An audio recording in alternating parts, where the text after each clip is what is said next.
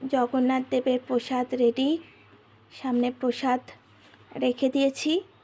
দেখাচ্ছি কী কী প্রসাদ আয়োজন করেছি, মানে সবাই মিলে। আমার বাবাও আয়োজন করেছে, আমার বাবা কচুরি জিলাপি এনেছে, আর মা সব কিছুতেই হেল্প করেছে। মা ছাড়া অসম্পূর্ণ ছিল এই রকম আয়োজন করা। তো এই কচুরি আর লাড্ডু এক জায়গায় রাখা আছে। কচুরিটা বাবা এনেছে, কচুরিটা, লাড্ডুটা আমি এনেছি। আর এই থালায় আছে জিলাপি, যেটা বাবা এনেছে। আর আমি এনেছি আম, রসগোল্লা, ইলিশ মাছ, মানে ইলিশ মিষ্টি, যেটা মেঘার ভীষণ প্রিয়।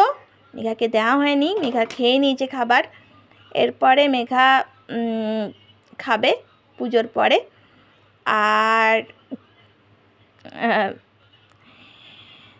এখানে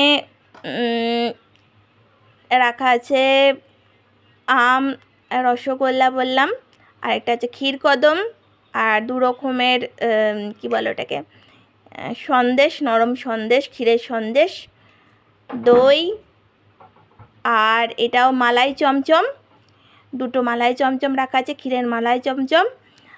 আর এখানে ফল রাখা আছে, কাঁঠাল, আম, কলা, বেদানা, আর একটা হচ্ছে এটা মালদা লেবু নাকি মালদা মুসাম্বি কি একটা নতুন, আমি অরেঞ্জ কমলা লেবু বলছিলাম, মালদার এটা লেবু সেটা। তো এই সব রাখা আছে, কাঁঠালও রাখা আছে, কাঁঠাল তো ভীষণ প্রিয় জগন্নাথ দেবের। আর নাড়ুগোপালও নতুন জামা পরেছে, বড় নাড়ুগোপাল, ওই অরেঞ্জ আর সাদা রঙের সুতির জামাটা। আর ওনার